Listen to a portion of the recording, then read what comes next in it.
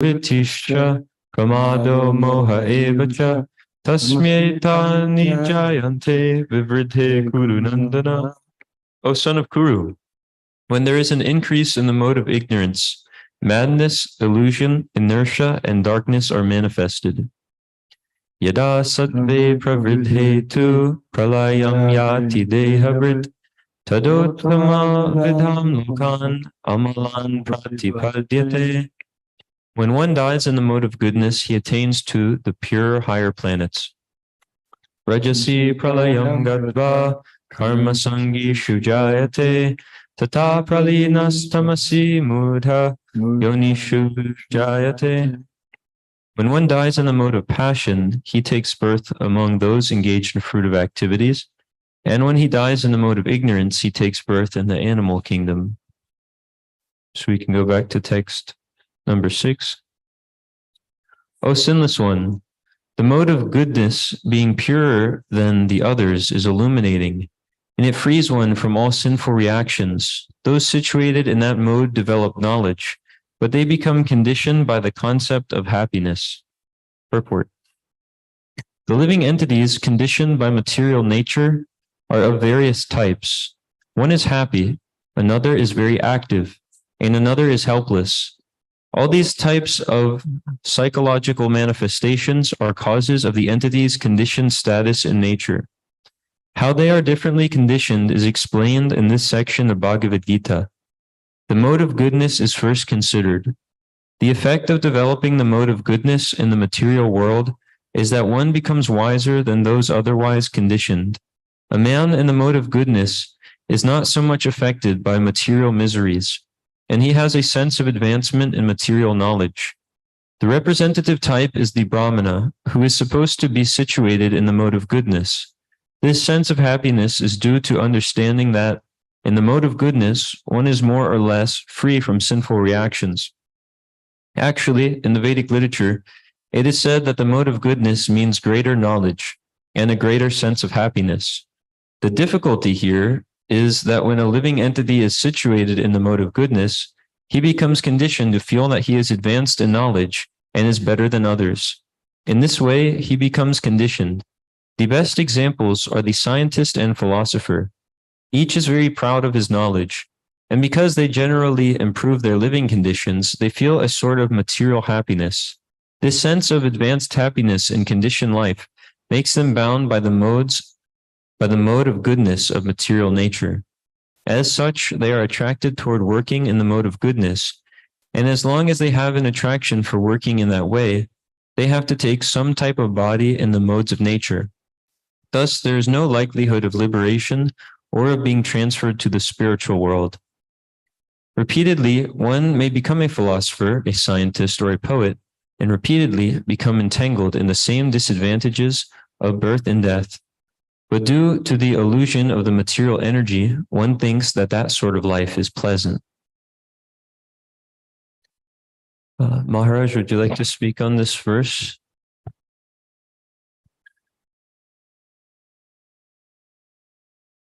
So we're hearing about the different modes of nature, and in this verse specifically the mode of goodness. These modes of nature are they're called the 3 gunas, and another word for guna is rope. So when it's the living entities are pretty much being dragged along by these different ropes of the material nature. There's actually a verse where Krishna explains that someone thinks that they're doing things in this material world, but it's just the modes of nature are working on them. I can see if I can find it here. Prakriti kriyamanani gunai karmani sarvashaha ahankara vimudadma kartaham iti manyate.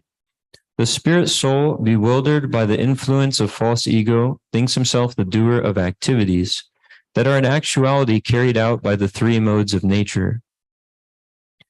So when the living entity gets a material body in this world, and then through the false ego thinks, I am this body, this is me, then that body being directed by the modes of nature and doing different activities in the world, just begins to act. And so somebody who doesn't have higher knowledge is going to think, okay, I'm the one doing these activities, but really nature is pulling them along. So when a living entity takes birth in a dog body, then automatically they begin to act like a dog. They just bark, look for food, a mate, shelter, like this. And then when one takes birth in a human body that's under these certain modes of nature, whether it's passion or ignorance or goodness, then they're going to act in this way that we're seeing here in these verses. And the mode of goodness is helpful for developing transcendental knowledge.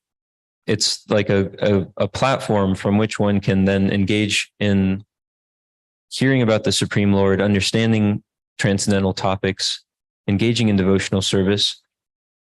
But at the same time, it can be an impediment, as we're seeing in the second paragraph here. Prabhupada was describing that one in the mode of goodness can become conditioned to the so-called happiness of the mode of goodness. And there's no happiness in the material. Oh, all right. Prabhupada makes the point that there's no happiness in the material world, only suffering. But they get this so-called happiness that the mind conjures up some idea that if I get this thing, I'll become happy. So for example, someone will work all week for something, and then they're thinking, okay, this is making me so happy because I'm going to get that vacation or I'm going to get this nice car, but really it's suffering because they're working so hard. Or another example is person in mode of goodness may see so many problems in the world, such as pollution and exploitation and so many things. And he, out of his kindness, he wants to help them. So he makes some plan, joins some groups and tries to help alleviate the problem. And he may become attached to that particular activity and that particular mission. And it may even impede his advancement in spiritual life, Krishna consciousness, because he's thinking he'll stay in the material world and continue because he's not suffering like those in the mode of ignorance and passion. So he's doing well, and he thinks he's helping, and so he becomes content with staying in the material world, even as a Brahmin or coming back and being an activist again.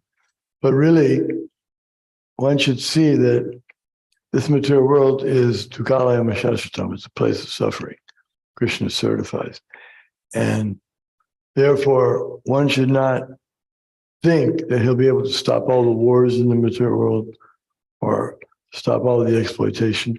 Because after all, this is where people go, living entities go, that don't want to follow the spiritual path. They come here and try to find their own way of being controlling and doing things in that way. So it's natural that there's going to be problems in this material world. So a Krishna conscious person, he knows that the real solution is that if someone gets free from the material entanglement and he's no longer forced to take birth and death and act in ways that are unbecoming to a spirit soul, then his problems are over permanently. Just like if one sees a person who's doesn't have enough food, so he gives them some food, and the person is thankful and he feels great. But then the next day he's hungry again and he has to go through similar problems. But if one takes him and if he knows this person is a member of such and such family, and we know that they would be very happy to have him back in their association, but one delivers him back there, then he's permanently taken care of, not just temporarily. So Krishna consciousness is a permanent solution to the problems, not just trying to patch over the difficulties, but actually solving them completely at the beginning. Like a good doctor, he doesn't just try to take care of the symptoms of it. He goes for the cure of what's the real problem here. And if he can cure that, then all the symptoms are automatically taken care of. Thank you, Maharaj. So these different modes of nature are like different types of prison cells, because the material world, it's like a prison for the living entities. We're limited to whatever we can do in this very limited body in the very limited amount of time that it exists. But the actual soul, the real living being who's working the body, is eternal.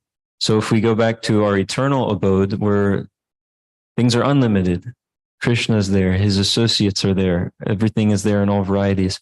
So if we just want to take shelter of one of these different modes of material nature, that wouldn't be so productive. It would be just like getting just a better and better prison cell in a prison. One might have a iron bar prison cell, one might have a silver bar prison cell, and then one might endeavor all day to get the gold bar prison cell.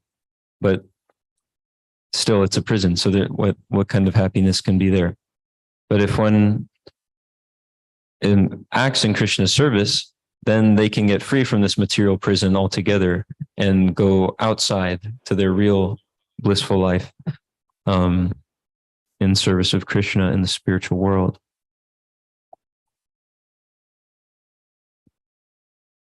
And Krishna also describes that these modes of nature are very hard to overcome.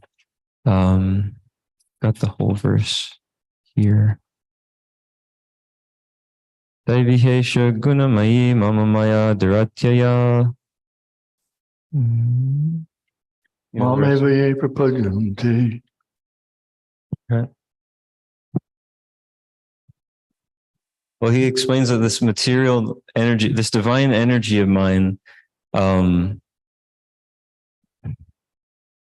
it's very difficult to overcome. But here it is. Sorry. This divine energy of mind, consisting of the three modes of material nature, is difficult to overcome, but those who have surrendered unto me can easily cross beyond it. So even though these modes of nature are like ropes, conditioning the living entities to all different types of activities, if one tries just on their own strength to get out of this material world and out of this conditioning, it won't be very successful. But if one simply does a little bit of service to Krishna, then they can easily cross beyond it. What looks like a whole ocean of material suffering becomes just the size of a tiny puddle by Krishna's mercy, and one can easily cross over it onto the spiritual platform. So in the next verse, the mode of passion is born of unlimited desires and longings, O son of Kunti. And because of this, one is bound to material fruitive activities. Purport. The mode of passion is characterized by the attraction between man and woman. Woman has attraction for man, and man has attraction for woman. This is called the mode of passion. And when the mode of passion is increased, one develops the hankering for material enjoyment. He wants to enjoy sense gratification.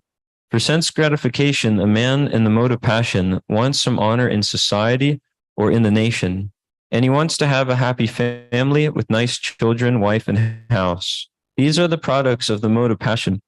As long as one is hankering after these things, he has to work very hard. Therefore, it is clearly stated here that he becomes associated with the fruits of his activities, and thus becomes bound by such activities. In order to please his wife, children, and society, and to keep up his prestige, one has to work. Therefore, the whole material world is more or less in the mode of passion.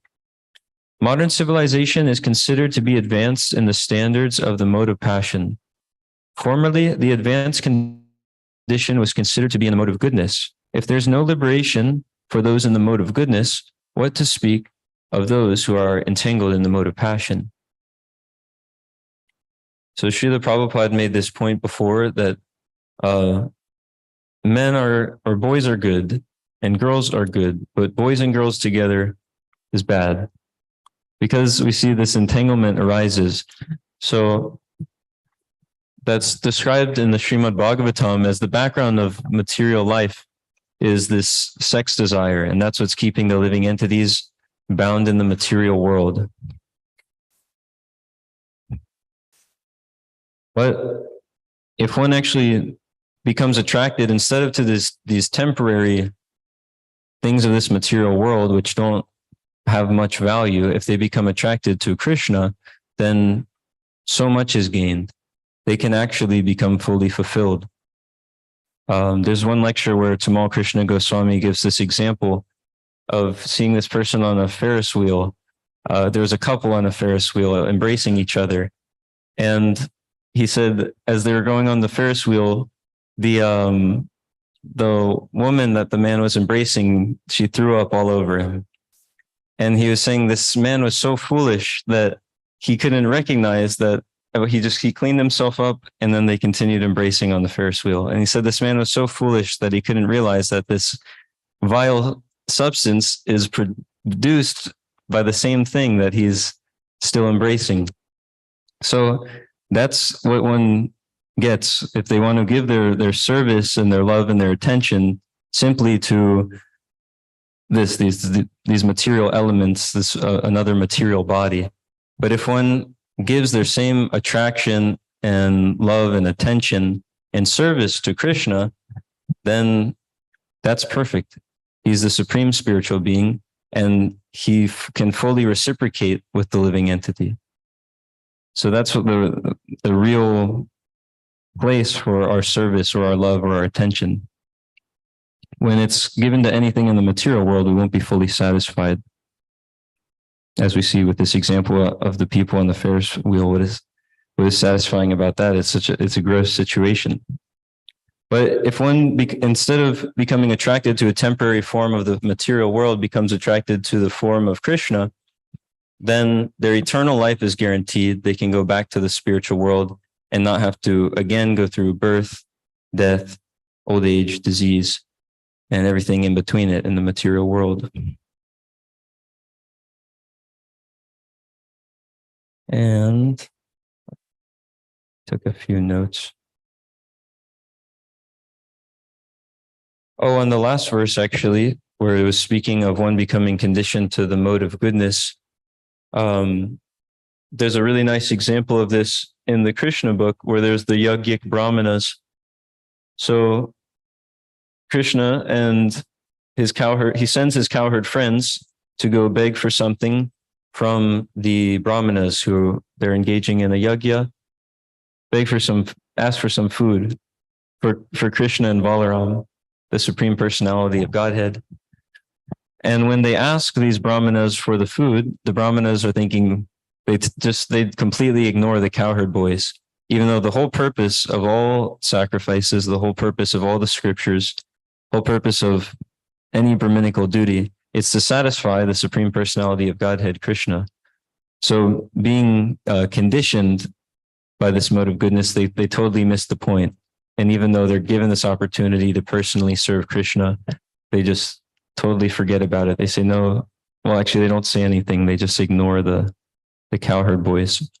So here's one example of being conditioned by the mode of goodness. There's also a nice example with this mode of passion and how this attraction of male and female is dangerous, even if one doesn't know what's going on. Like in the case of Rishi Shringa, this is described in the Ramayana, which we were reading about a month ago around Ram Navami. So Rishi Shringa, there was a city where there was no more water there's no more rains anymore. And the king of this city was told, if you get the son of this sage to come to your city and marry one of your daughters and stay here, the rains will again fall in your city. Everything will be very prosperous here if you just get this great sage to come. So this sage, Rishi Shringa, he was raised by his father in the forest. And he was raised as a brahmachari, and he never saw any woman or anyone actually except his father, this great sage. And so the king in this other dynasty was wondering, how can we get him to come here? So they devised a plan where they would send these, the nicest looking prostitutes in the city to go allure Rishi Shringa.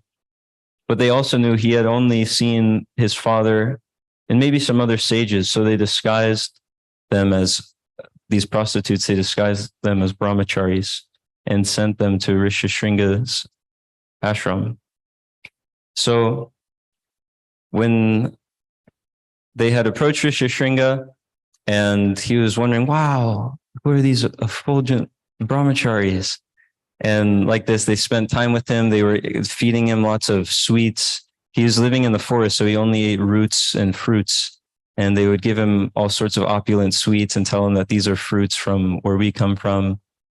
And so like this, they totally allured Rishi Shringa. When they had left, all of a sudden there was just this, he was despondent. There was like a lacking. He was totally changed. And his father noticed that something had happened. And the next day they were able to steal him away because he was wondering, where are those brahmacharis again? I just want to be around them. And they stole him away on the boat and brought him back to that dynasty and like that. So it's very dangerous, this male and female attraction in the material world, because one can be very easily entangled. We heard this one class where Jayadvaita Swami was explaining that one can go through so much austerities and practice different spiritual practices so rigidly, give up so much of the material world, be determined to go back home, the Godhead, gain their spiritual existence, but then give it all up just because someone walks by and goes, or it has some ankle bells tinkling. So like this, one is easily, can be easily strayed from the spiritual path because of this attraction in the material world. And Kapila Dev explains this very nicely to his mother in the Srimad Bhagavatam. There are several verses there. But the point of, maybe, I don't know if I should read through all of them, but the main point of them is to serve Krishna, because we see so many great yogis, even with all of their austerities and determination and so many things, they could easily be allured by some ankle bells, or they see some fishes mating and it reminds them of sex life, and then they give up everything that they're doing. But even these great yogis falling down, although they have all of their austerities and powers and everything, we see so many devotees in the Bhagavatam, and just by them practicing service to Krishna, they're able to surmount all obstacles. There's the example of Prahlad. He's almost killed in so many different ways, and just by serving Krishna, he's fine. There's Haridas Thakur. He was approached by a prostitute, and just by chanting Hare Krishna, he's fine. The prostitute became a devotee. So because they were relying on Krishna, they were fine. Whereas there's so many examples of yogis trying to rely on their own strength, and they end up being washed away by Maya. There's another comparison of where there's many big elephants that go to a certain river, and even though they have so much strength and mass and everything, they go in this river and they're just swept away by the current. But there's little fishes in the river, and they can swim all day however they want and be fine, because the fishes, they are taking shelter of this big river, so they're okay. But anyway, so if we take shelter of Krishna, then we're actually safe. He has all strength, all of every quality, as we were hearing in a class recently. Jagannath was asking about this. Any quality we see in anyone, anywhere in the world, Krishna has all of it in full. So if we take shelter of him, then there's no problem.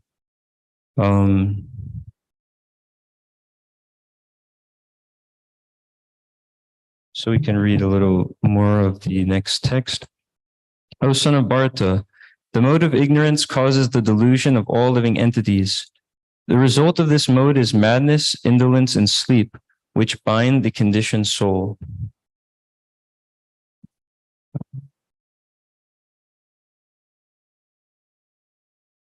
In this verse, the specific application of the word "to" is very significant.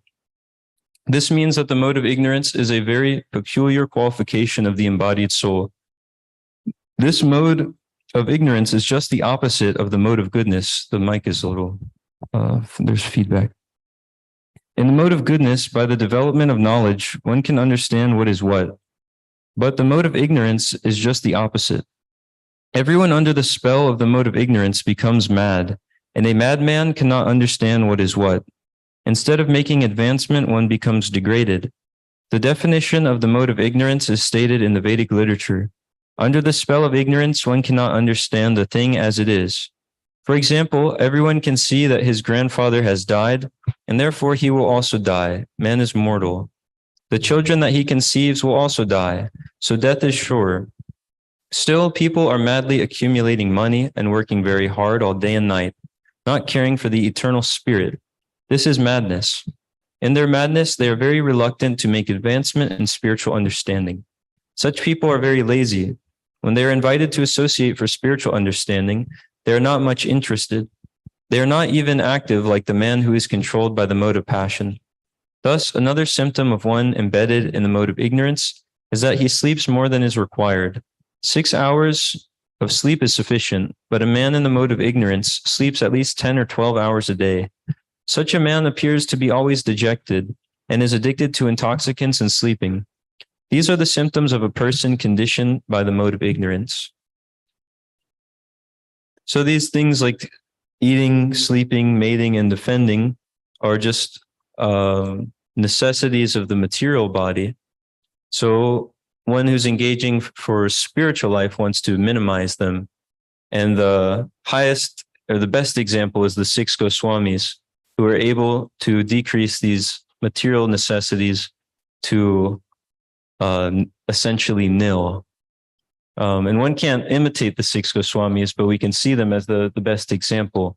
They're sleeping only like 2 hours a night, and then sometimes they forget to even do that because they're so much absorbed in the service of the Lord. So again, here's the way that these modes and the senses of the body are conquered. It's not by one's own strength or determination, which can be there and can be used in the Lord's service, but it's mainly by engaging in the Lord's service. Krishna, he's the master of the senses, Rishikesh. So by their being so absorbed in Krishna's service, sometimes they even just forgot to sleep. They would eat like a little pat of butter every other day or something, if that. One of them, Raghunath Das Goswami, just had the rejected grains out in the field and scrape off the bad part of the grains on the outside. So a devotee is concerned to engage in Krishna's service as much as possible. So like this, they want to decrease these bodily necessities. And here's a few things that Kapila Dev says in relation to some of these texts.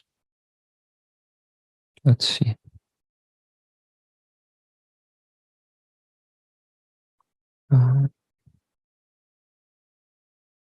It's really interesting, so I just want to get exactly what he says. Okay. And this is in Srimad Bhagavatam, it's Canto 3, Chapter 31, starting at text 44. So Kapila Dev said, in this way, the living entity gets a suitable body with a material mind and senses, according to his fruitive activities. When the reaction of his particular activity comes to an end, that end is called death. And when a particular type of reaction begins, that beginning is called birth. When the eyes lose their power to see color or form due to morbid affliction of the optic nerve, the sense of sight becomes deadened. The living entity, who is the seer of both the eyes and the sight, loses his power of vision. In the same way, when the physical body, the place where perception of objects occurs, is rendered incapable of perceiving, that is known as death. When one begins to view the physical body as one's very self, that is called birth. Therefore, one should not view death with horror, nor have recourse to defining the body as soul. nor give way to exaggeration and enjoying the bodily necessities of life. Realizing the true nature of the living entity, one should move about in the world free from attachment and steadfast in purpose. And in the purport to that text, Srila Prabhupada says, a sane man should understand the miserable condition of this material body. Without being unnecessarily upset, he should try to find out if there is a remedy. The remedial measures can be understood when one associates with persons who are liberated. So I like that because it kind of outlines the whole thing. We're in this material body. It's dictated by the modes of nature. So sometimes there's mode of ignorance kicks in and everything about existing in this body, it becomes miserable and disturbing. Sometimes there's some mode of goodness and we think we're kind of happy, or there's mode of passion and we're being dragged along to different activities. But as we see, the whole thing is outlined and the solution is there. So without being unnecessarily upset, so we tolerate it, one should find out a remedy, and that remedy is understood by associating with liberated persons. So we associate with devotees, we hear from them, and then we learn how to actually engage in the Lord's service and get out of this material entanglement. So then whatever happens, even if there's super big increase of the mode of ignorance, there's just disease, can't even think, overate, overslept, whatever it is, then we know, okay, well, what does Krishna say to do? What do the devotees say to do? Okay, I just engage in Krishna's service now. What service can I do? We engage in Krishna's service. And like this, we can get out of these lower modes of nature and become transcendental to them just by engaging in Krishna's service. He's the master of the senses. So there was a little more to what Kapila Dev was saying here. Endowed with right vision and strengthened by devotional service and a pessimistic attitude toward material identity, one should relegate his body to this illusory world through his reason. Thus, one can be unconcerned with this material world. And in the purport to that, Srila Prabhupada says, the devotee's intelligence is always in touch with the Supreme Personality of Godhead. His attitude toward the material existence is one of detachment, for he knows perfectly well that this material world is a creation of illusory energy. Realizing himself to be part and parcel of the Supreme Soul, the devotee discharges his devotional service and is completely aloof from material action and reaction. Thus, at the end, he gives up his material body, or the material energy, and as pure soul, he enters the kingdom of God.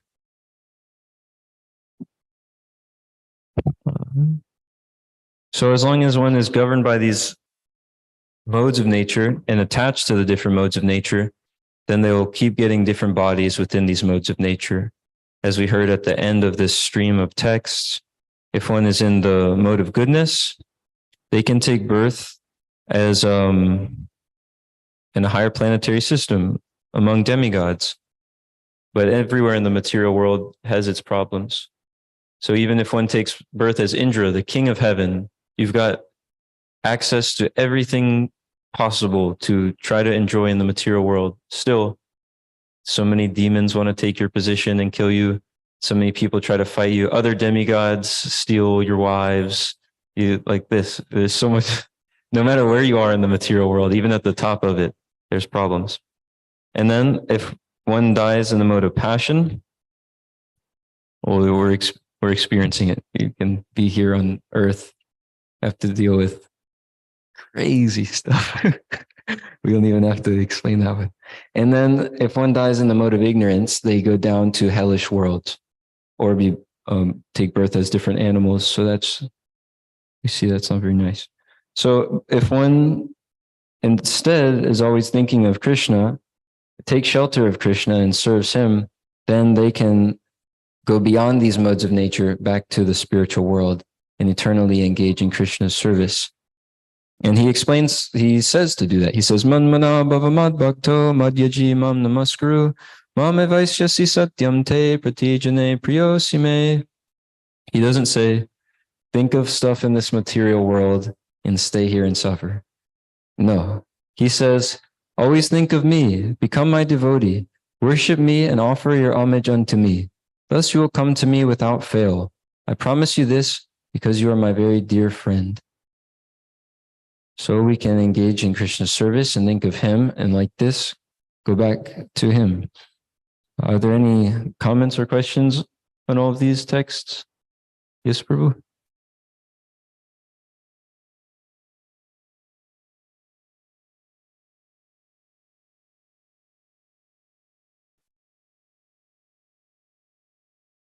Hare Krishna. I was so in the Bhagavad-gita, Krishna or Arjuna is trying to do his duty as a Kshatriya and telling him, Arjuna, don't give that duty up of being a Kshatriya. Mm-hmm. And we understand that Chaturvarna Maya Shrishtam Guna Karma Vibhagashaha, that this Varnashram Dharma system that Arjuna is involved in as a Kshatriya is created by Krishna, but it's also material. So, right, it's material. So someone might have a nature to do something. So I guess my question with that in mind is, if someone has their nature to maybe do something and it's not quite like direct devotional service, can they transcend that through practicing it and transcend those the material varnashram system? Am I understanding this correctly? Just That if someone has a nature to do one type of thing, can they put that aside and do something else within devotional, by the power of devotional service, not be like dissatisfied? Trying to think if I've heard something just really specific on it. Well, one thing is that devotional service is transcendental, so it's beyond all these modes of material nature. So no matter where we're at, we can engage in some sort of devotional service. But I don't know, does anyone have more? Yeah, Krishna New Prabhu?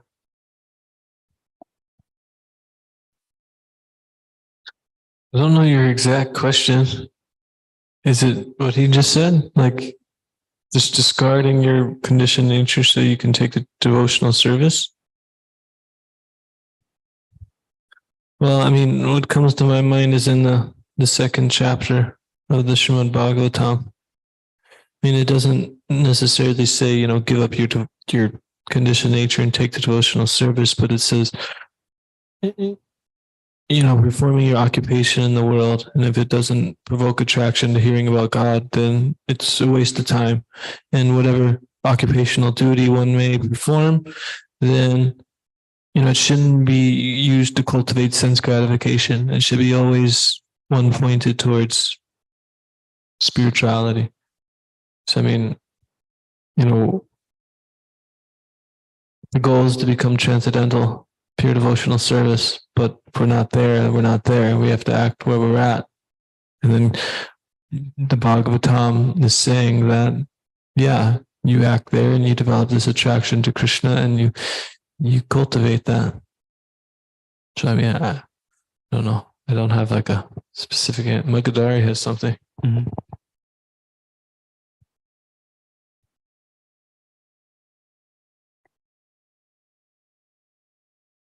I thought of Narada Muni whenever he was a child, by his association with the great Bhakti Vedantas or the devotees of the Lord. Then he, even though he's a boy, he was just uninterested in anything less than hearing and chanting and worshiping the Lord.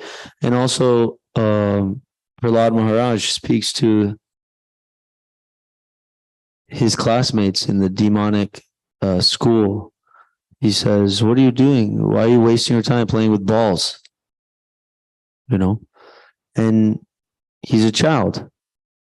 So it's the nature of a child to do all those things. But he doesn't care. And he also convinced them. So, and we can also see that the six Goswamis, like you were saying, they kicked off all aristocracy. So they had, apparently they had some nature for mode of passion, like we heard, big family, wealth, power, name, all these things, right? At least apparently they had that, but they kicked it all off and took a copine. A copine is a loincloth. They just kicked all off that aristocracy for the higher occupation of serving Krishna. So it's definitely there, but there's a lot of faith. Faith. That's what we need. Like, say, Krishna consciousness, you can get anything you want. It's said, if you have all types of material desires, or you have no material desires, or you have desire for liberation, then you should worship Krishna. You should worship God as your main priority. What's understood is that he's the fulfiller of all desires. So, and devotional service gives a pleasure which is higher than any type of material activity, our nature is towards some type of material activity. Our spiritual nature is towards serving Krishna one-pointedly. So our material nature means we have a tendency towards a certain type of work in one of the modes or a mix of them. But who we really are is different. But in order to, like, say I want to be a great, powerful person, or I want to care about people, or I want this to happen in my life, or to manifest that, or I want to satisfy this type of senses, or this type of intellectual pursuit, or whatever it may be. If I serve Krishna, I'll get it. But we are, just as you mentioned, we're accustomed to think that we're the doer. So we go out and we work for it because we're still in the mode of passion a little bit. So then, as Krishna was mentioning, we dovetail, and then we can become purified. And we never give up the essence of all service, which is the chanting of the holy name. And Lord Chaitanya is so merciful. He says, whatever you want to do, just chant. And then you'll go on that way, and also hear from the liberated souls. Can I say one more thing? Mm-hmm. So in the third chapter of the Bhagavad-gita, as I was mentioning yesterday, the Bhagavad-gita is a conversation, and it's progressing, and Krishna's kind of circling around different thoughts and building on them. And in 33rd verse of chapter 3, he says, even a man of knowledge acts according to his own nature, for everyone follows the nature he has acquired from the three modes. What can repression accomplish? And he says, there are principles to regulate attachment and aversion pertaining to the senses and their objects. One should not come under control of such attachment and aversion because they are stumbling blocks on the path of self-realization. He says, it is far better to discharge one's prescribed duties, even though faultily, than another's duties perfectly. Destruction in the course of performing one's own duty is better than engaging in another's duties, for to follow another's path is dangerous. So Krishna is saying that everybody has their own nature and we have to act from it. But like I mentioned, this is earlier in the Gita, and then later in the Gita, like the shloka that you mentioned, Man Manabhava Mad Bhakto, which yesterday, one of the points that I was making is that Krishna says certain things like recurring, but in different ways or different contexts. But there's one shloka that's almost like word for word, and it's Man Manabhava Mad Bhakto Madhyaji Mam Namaskuru. The second lines are different, but the same meaning is there. Just whatever you do, just think of me, give everything to me, offer your homage to me, you'll come to me. So it sounds like Krishna saying that you have your nature. You can't really bypass your nature. You have to work with where you're at, and then you have to give everything to Krishna. And in this way, you can become transcendental to it.